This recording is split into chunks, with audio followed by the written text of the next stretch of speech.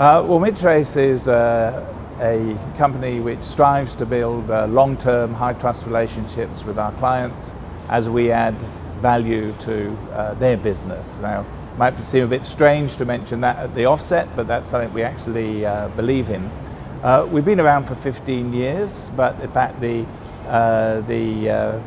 antecedents of our company go back to 1991, when we were a joint venture with what was then the largest Australian software company called Mincom, which people of Len and my age might remember.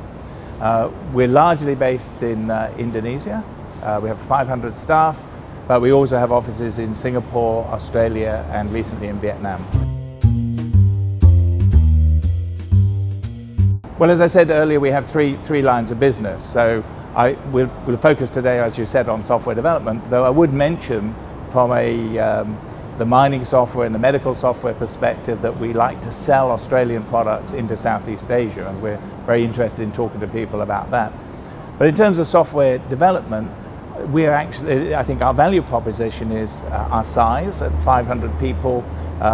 We're large enough to have scale, but we are also small enough that we can still develop very personal relationships. And I think the importance of nearshore is increasing as everybody moves towards agile.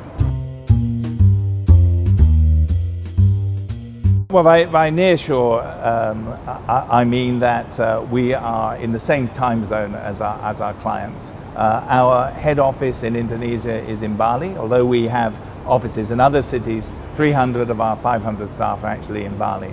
So that's somewhere that 1 million Australians visit every year. It's a very great place to go, and particularly with Agile, we find that our staff are engaged in stand-up meetings every morning with our clients. For software development, our audience is in the majority Australian companies which develop a software product. So a typical client there would be, for example, Technology One. Then we have another range of clients who are systems integrators, where Datacom would be such a client. And then we have clients who have got a proprietary knowledge that they want to turn into a product. So Bay Buildings will be a client there. The two age-old issues, and those are cost and availability, and those are still the primary drivers. Then of course people start talking about the quality of the work, where do you recruit people, what about English speaking, all of those sorts of questions. Well, probably brand awareness. Despite the fact that we've been around for such a long time and we have such a long history, we still have a very, very small percentage of the Australian market.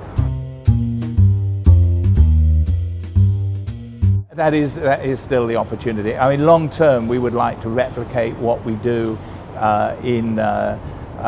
adjacent to other OECD economies. So for the US, for example, setting up somewhere in Mexico. But with such a small percentage of the Australian market, we feel there's still a lot of growth potential for us there. Size, continuity, the fact that we are nearshore, the fact that we train all of our people in English, and the fact that when you're taking a resource from a company like ours, then you want to know the quality of that person. And we've spent 15 years developing a competency system, which is a core part of what we do. And then finally, the thing that I came back to in our mission is that long-term high trust. That's the sort of relationship we're looking for.